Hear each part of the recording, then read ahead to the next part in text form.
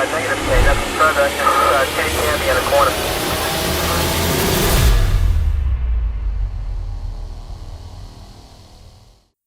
A common statement among the loved ones of the victims of crimes that become cold cases is that they thought the cases would never be solved. But in recent years, it appears that this is less and less the fate for many of these cases where the trail of information had long run cold, because new advances are capable of digging up clues which had evaded detection and leading investigators right to the truth, even in cases that go back multiple decades. What is up, Iwu crew? Over the past few years, more cold cases than ever are finally being solved, bringing relief and closure to the bereaved families. Today, we are going to talk about 5 amazing solved cold cases in 2020. Christine Jessop. One of Canada's most notorious and troubling cold cases was finally solved in 2020. The case of Christine Jessop rocked the country as a whole, leaving many parents disturbed and terrified after the 9-year-old's fate became public knowledge. Today, however, the infamous case has a conclusion, but it is one that leaves many feeling that true justice will never be served. On October 3rd, 1984, Christine Jessop was kidnapped from her home in Queensville, near the Greater Toronto Area. Christine's mother and older brother, Kenny, left Christine at home on her own when they traveled to visit her father, Bob, where he was in custody at a detention center. As Christine was only 9, her mother had deemed that she was too young to see her father behind bars and to be exposed to the other inmates of the detention center. But later that day, they returned home to find that Christine was missing. When she couldn't be found, her mother called the police saying that her daughter had been taken. Once the police were notified about the abduction, searches were organized, and much of the community rallied together to find the little girl. Sadly, no trace of her could be found for months, but still, her family didn't give up hope. Unfortunately, in this case, there would be no happy ending. Her body was discovered on New Year's Eve, 3 months after she disappeared, 31 miles from her home. She had been assaulted and stabbed. At first, there were no leads in finding Christine's killer. Yet, it was less than a year after Christine's death that the police had an enormous break in the case. In April 1985, they arrested and charged Guy Paul Morin with her murder. Morin was her next-door neighbor and had become a suspect during the investigation because of his close proximity. Though the public was initially relieved to have someone they regarded as a horrific killer behind bars, Morin's trial did not go as expected. First, there was a mistrial, which then resulted in an appeal that spanned over multiple years. It wasn't until 1992, a full 7 years after his initial conviction, that Morin was charged with first-degree murder. He was sentenced to a life term in prison. But the saga of Christine's death did not end there, and though no one knew it at the time, the frustrations of the case were only just beginning. After Morin spent 18 months in prison, evidence from Christine's body was examined, and it was shockingly determined that Morin couldn't have been her killer. He was officially proven to be innocent and released from prison after the wrongful conviction. Following Morin's release, an inquiry began to understand how an innocent man had been convicted of a crime he didn't commit. The inquiry showed that the police had mismanaged the case in their eagerness to find and arrest a culprit for the crime that had garnered the attention of the entire nation, resulting in Morin being awarded $1.25 million for his wrongful conviction. The inquiry also led to many alterations in how the police in Canada operated during murder investigations. After Morin was cleared of the crime, a task force was assigned to the case, which interviewed over 300 men, each time collecting and comparing DNA against a semen sample found in Christine's underwear. Though the task force initially appeared promising, The case soon went completely cold. Police ran out of suspects, and the task force was disbanded in 1998. Christine's family wasn't sure if they would ever receive any more leads, and maybe never learn the identity of her killer. However, in October 2020, it was a genetic genealogy website that finally brought a suspect's name to light. Police sent the degraded residue of the semen stains they found to the American lab Othram Incorporated to verify the DNA and create a full profile of their suspect. The lab then uploaded the results to GED Match and Family Tree DNA, where they established a family tree as well as compared the DNA against a sample taken from the Center for Forensic Science. After 6 months of research, they finally had a match and a name for a suspect 36 years after Christine had died. Calvin Hoover has since been named as the main suspect. Interestingly, during the initial investigations, Hoover was never even considered to be a possible suspect. Both of Christine's parents were understandably relieved to finally receive this update, and said that they had worried they wouldn't live to see the day their daughter's killer was caught. Hoover had been 28 at the time of Christine's death, and Christine's brother, Kenny, revealed that Hoover's wife at the time, Heather, had worked with their father, Bob, and that she was a friend of their mother's during the period before Christine's death. Kenny also said that Hoover had been considered a friend of their family and even visited their home. Even more shocking, Kenny recalled that Hoover had been present at the many searches for Christine over the first few months when she vanished, and that he had even attended her funeral and come to their house for the wake after. Morin, the man who had been wrongfully accused of the crime, said that he had been notified of the development in the case by police who came to his house. He revealed, "I can say that I am happy that there's closure for the Jessop's peace of mind. It's something I was always expecting." Morin's family has been speaking out about their relief to see him fully exonerated by science. Though he had been completely cleared, the shadow of suspicion had still followed him for decades, until now that the real killer has been named.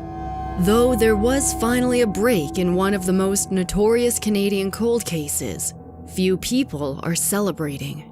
Hoover died by in 2015. If he had been alive when the investigation broke, he would have been arrested and questioned. But as he is deceased, the investigation is meeting many roadblocks. For now, Hoover is being referred to as the main suspect and the presumed killer, as he cannot be formally charged posthumously. Though the public has condemned Hoover as Christine's killer, the police investigation is still underway, and they are attempting to build a timeline of Hoover's whereabouts in accordance with Christine's death. There are many questions that are still left unanswered, though the case is finally closer to being concluded.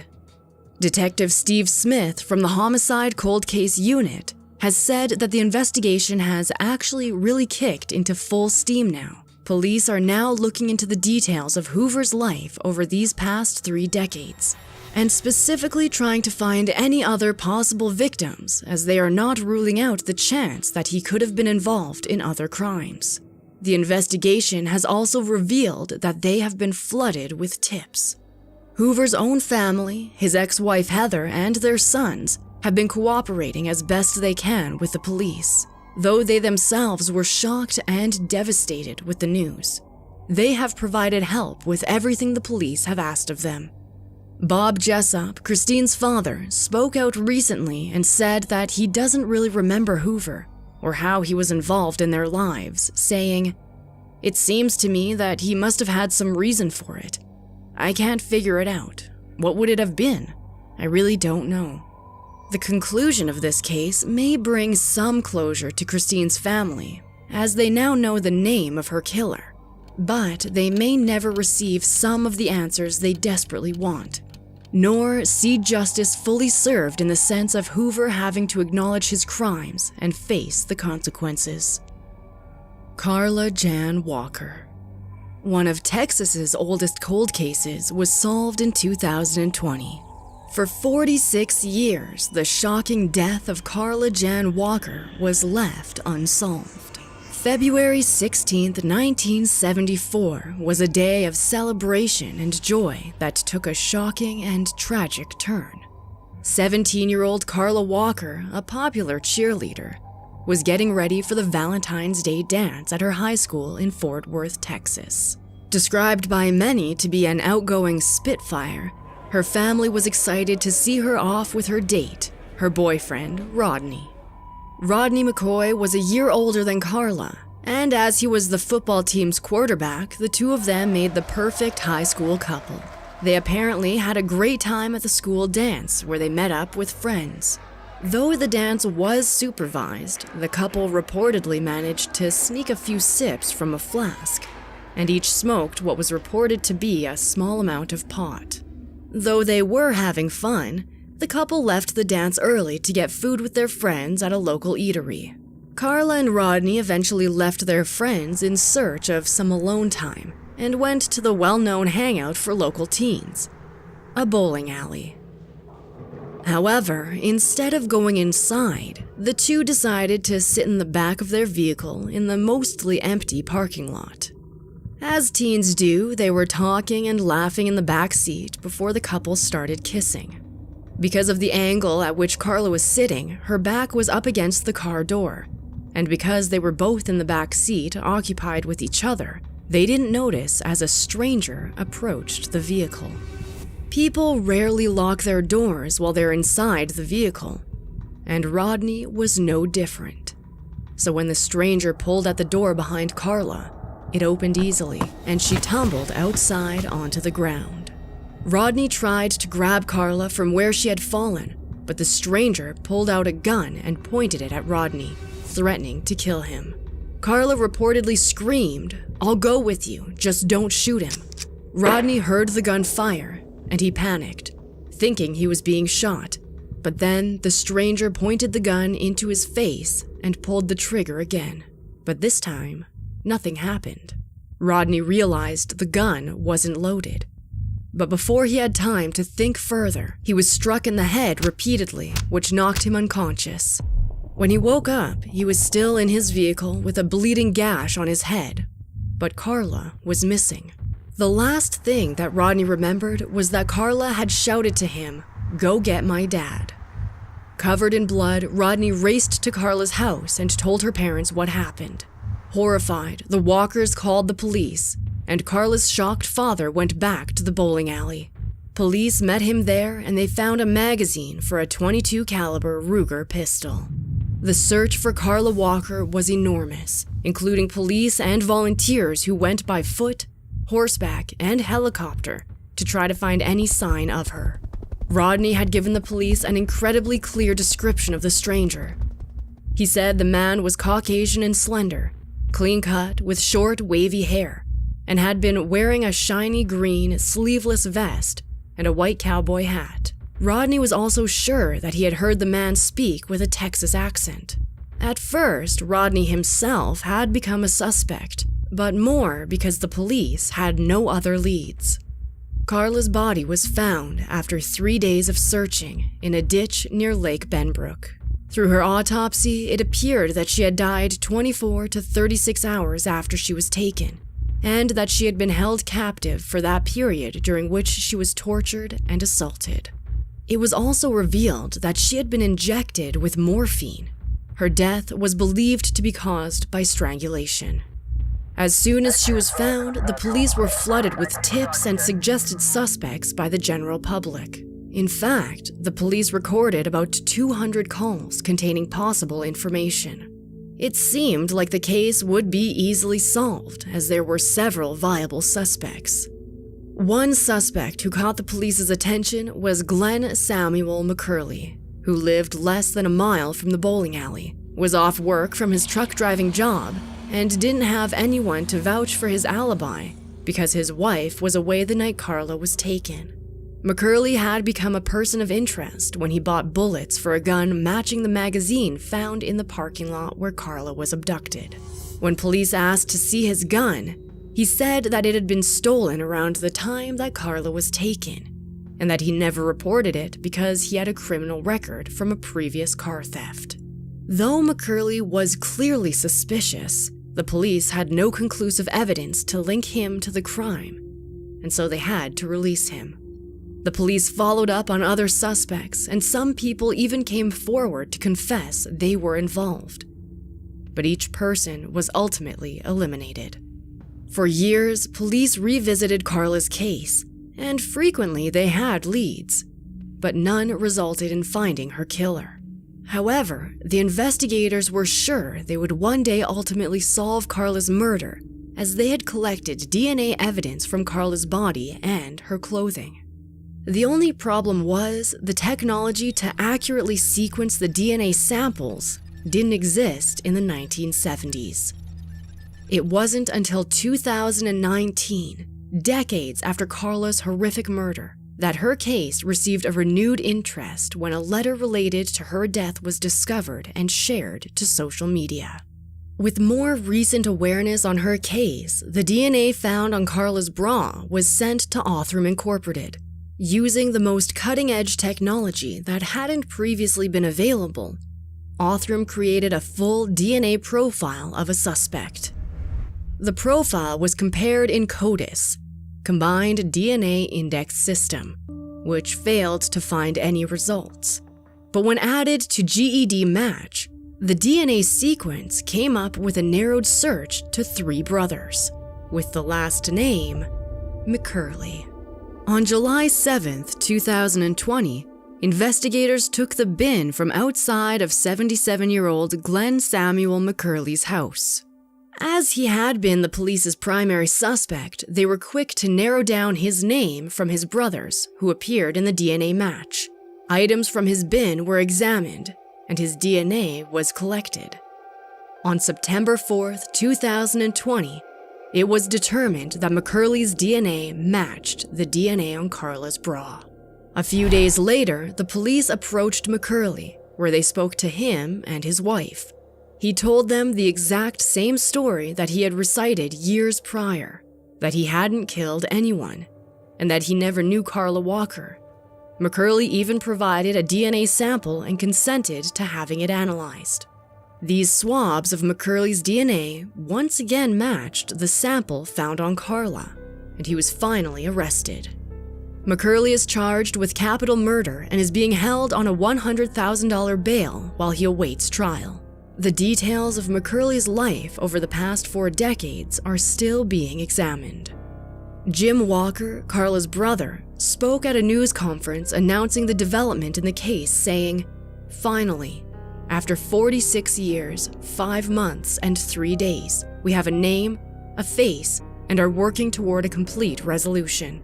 Though Jim says they are praying for McCurley's family, he wants to see full justice served in his sister's death. However, Carla's case took a dramatic turn when McCurley spoke from prison. No longer denying having anything to do with Carla's death, McCurley is now claiming that he saved her. In an interview, McCurley explained that he had been heavily drinking the night he randomly came across Carla and her boyfriend in the parking lot of the bowling alley. McCurley alleged, quote, "He was hitting on her, and I was drinking beer in the parking lot. And I saw him. He was screaming, and I went over there and opened the door and knocked him off of her. He then went on to claim that he pulled Carla to his car, where they talked until she calmed down, and she had apparently thanked him for getting her boyfriend off of her." McCurley then described, "She just gave me a hug, I gave her a kiss. I mistook her for something else. I didn't mean to do it." He refused to explain anything more about Carla's murder, but many people are looking at his statement with skepticism. More details are expected to be revealed when a trial date is finally set for 2021. Fawn Cox. Occasionally, when a murder is solved, it brings both a resolution as well as a reckoning. Sometimes, the long-awaited answers end up being something you never expected. This was the case for the family of Fawn Cox. On July 26, 1989, 16-year-old Fawn Cox came home late after finishing work at Worlds of Fun in Kansas City. She normally worked until 11 p.m., and so it was not unusual for her family to not hear from her, as she often went directly to bed when she had to work the next day.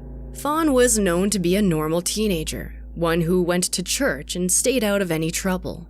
The next morning, Fawn's little sister, Felisa, heard Fawn's alarm going off within her room, but she wasn't getting up or turning it off. Felisa went in to rouse her sister and shake her awake, but instead, she found her dead. Felisa remembered that she had been gone for a while by the time she had discovered her. Her mother, Beverly, also came into the room, sure that Fawn simply had to still be sleeping. During the night, someone had entered Fawn's room through the window.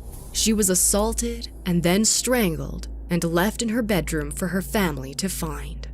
Her family noted that they hadn't heard anything alarming that night, which would have indicated something was wrong. But the house was running loud air conditioners, which likely hid any sound.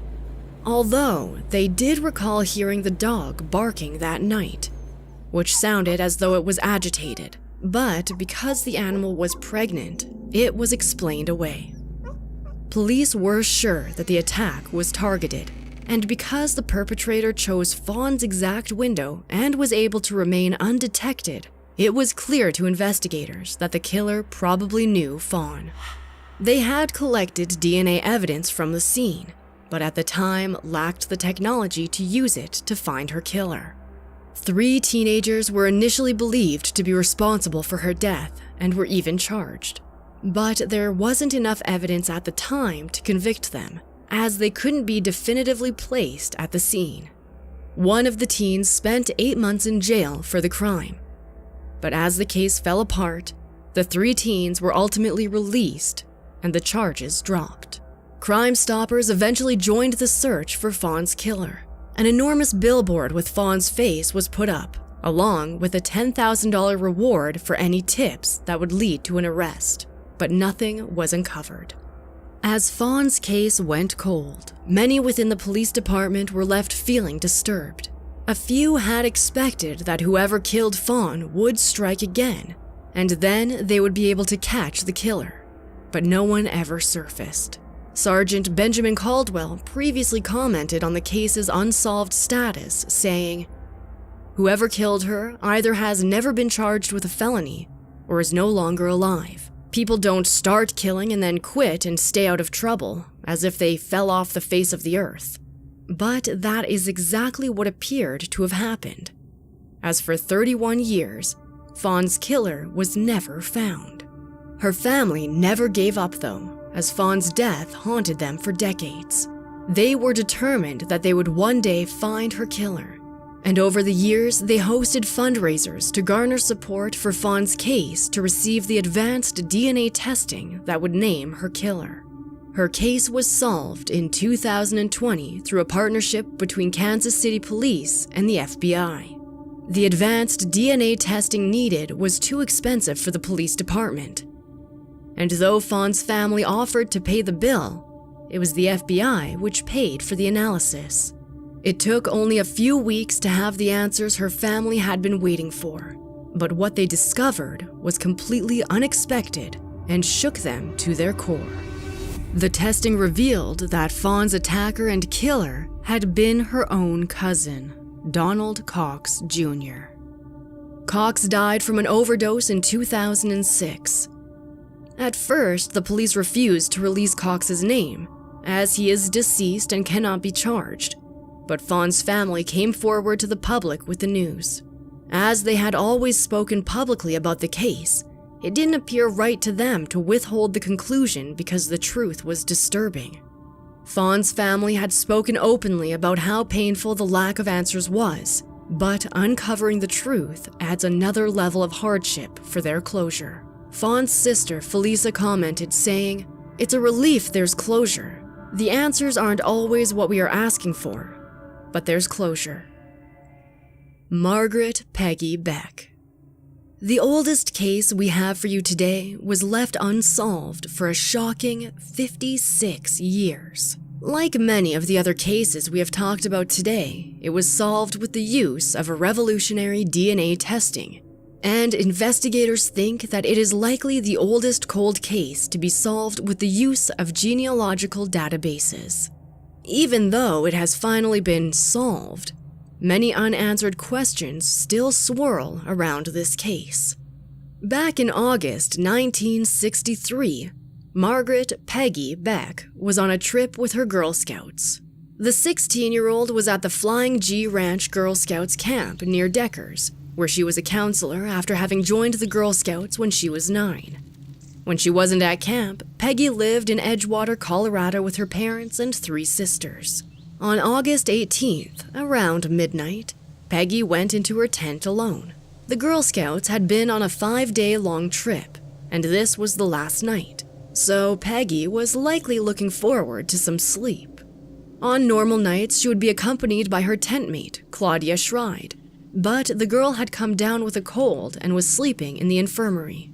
The tents were spread out, leaving Peggy alone and about 30 feet away from anyone else. When Peggy didn't show up for breakfast the next day, her tent mate went to find her and found Peggy zipped in her sleeping bag. She tried to wake her up, but nothing worked. Shocked, Claudia alerted the scout leaders, who discovered that Peggy had died sometime during the night.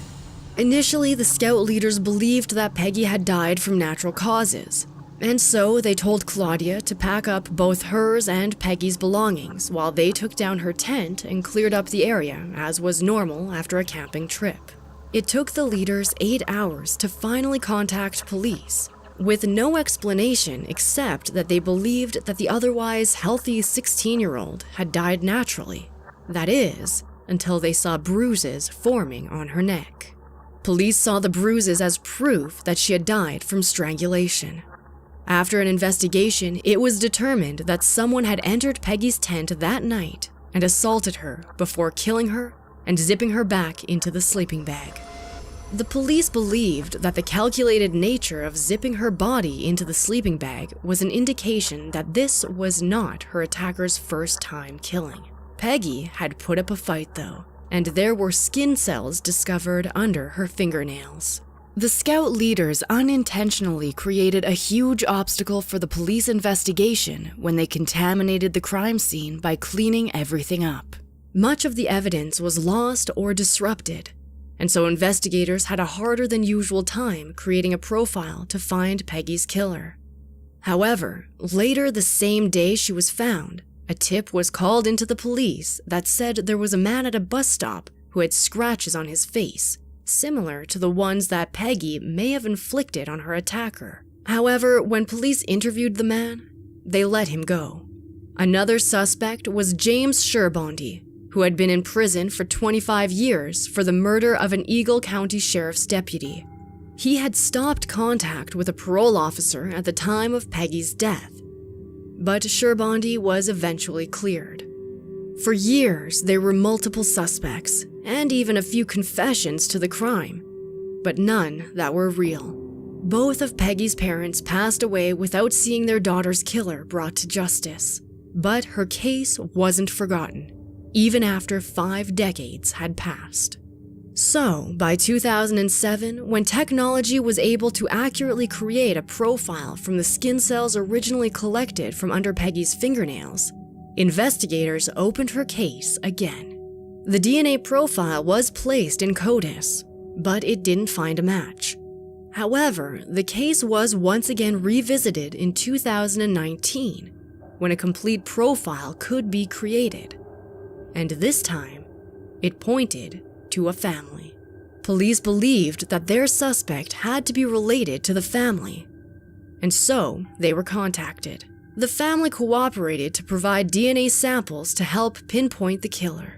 In 2020, 56 years after the crime, the police had a name: James Raymond Taylor.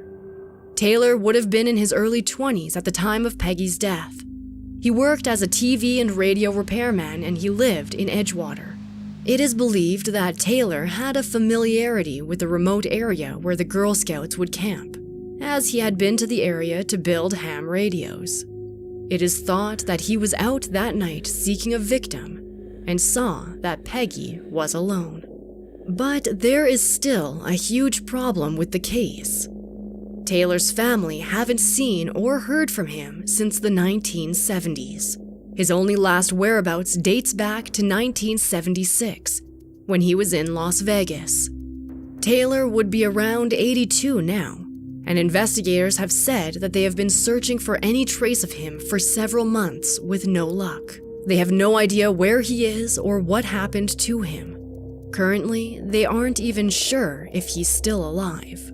However, the search for him has not stopped. As Jefferson County Sheriff Jeff Schrader has said, nothing would give us greater pleasure than to actually put handcuffs on James Taylor. Peggy's 3 sisters finally have the closure they thought they would never see, but reopening the wound of their siblings' untimely death has been painful for them.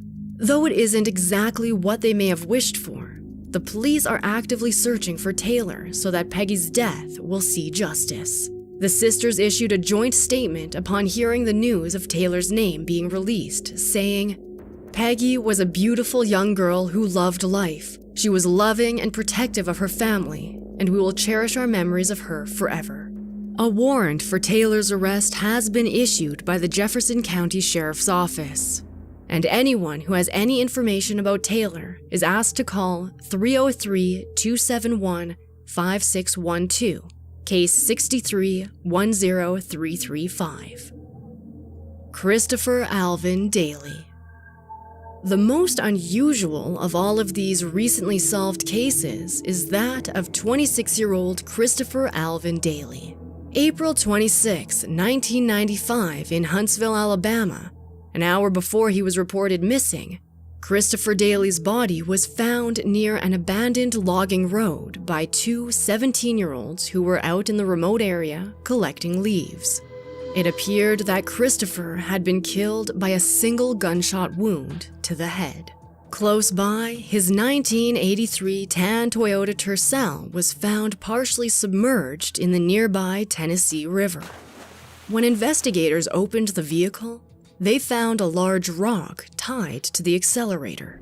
They also found his wallet and ID and were able to verify that the body 4 miles away was that of Christopher Daly. Christopher was only reported missing a full day after he had last been seen while at an employee meeting for the Huntsville Hilton Hotel where he worked as a server. The police investigators began an intensive inquiry to find Christopher's killer, but the case struggled to find any leads. They didn't have the same access to surveillance footage or even the location cell phone data that police rely heavily on today. In fact, they never found any suspects in the case, as there were no clues to who could have killed the young man. At the time, Decatur Police Sergeant John Bradford reportedly referred to the case as a real whodunit. The case was frequently revisited by investigators hoping to find new information that would reveal a suspect in Christopher's death. But over the decades, nothing else ever emerged. Though never officially closed, the case quickly fell into the doomed category of a cold case. Christopher's murder would remain unsolved for 25 years. On November 18, 2020, the violent crimes detective Sean McAdam answered the phone to one of the most bizarre calls of his 15-year career. At first, he thought it had to be a prank, as the caller told him, "I want to confess to a murder I did years ago." McAdam couldn't help but be skeptical when he asked for more details, and the caller claimed he couldn't remember exactly when he had committed the murder, but thought it was in the 80s. It isn't often the police receive confessions and have to work backwards to match the crime with the killer. But that is exactly what McAdam had to do. He and other detectives gathered unsolved cases from the 1980s in order to narrow down the location and year to one that sounded similar to what the caller had described. McAdam said they had to scramble to find cases similar. But sure enough, it soon sounded like the caller was describing Christopher Daly's death 25 years prior. McAdam tested the caller, asking questions about the case that only someone involved could satisfactorily answer. It was only then that the detectives knew the caller was credible, and actually confessing to the murder.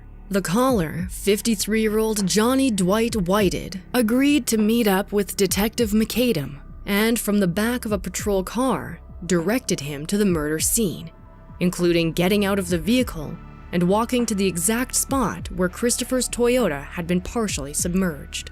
When Whited described to McAdam some of the details of how the vehicle entered the river, in ways that only the investigators would know, as well as reenacting the crime, the detective was officially convinced. Whited had been 28 at the time of Christopher's death, which was his explanation for not remembering the exact year he took Christopher's life. As the investigation continued, McAdam said that Whited appeared to express his remorse for his crime, and that he was embarrassed about what he had done. McAdam said that he could tell it had been weighing on him for a long time, and that he wanted to get it off his chest. Whited then revealed that he was terminally ill, and it was his illness that sparked his confession decades after the crime. He killed somebody.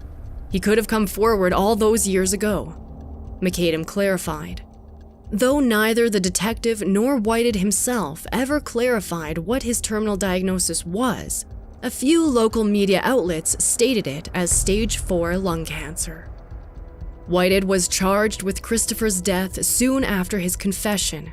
He is being held on a $15,000 bail until his upcoming trial. After 25 years, Christopher's family finally has some answers, and like many other families of cold case victims, they never thought they would know what truly happened. What is often most crucial when cold cases are finally solved is that families are finally given some semblance of an answer as to why this tragedy befell their loved one. According to McAdam, providing closure to Christopher's family was part of Whited's motive for calling in his confession. However, Whited refused to ever discuss his motive, but did reveal that he didn't know Christopher before he killed him, and he had only met him moments before. McAdam spoke. He said he was sorry, and he wished it never happened. He blamed it on his state of mind at the time. Obviously, that's not an excuse for killing somebody. There's really no excuse for killing somebody else. The missing motive still frustrates investigators. However, some details about the killer have been revealed, such as Whited having consistent drug-related arrests throughout his life. He had been arrested for possessing a crack pipe not even 3 weeks after Christopher's body was discovered.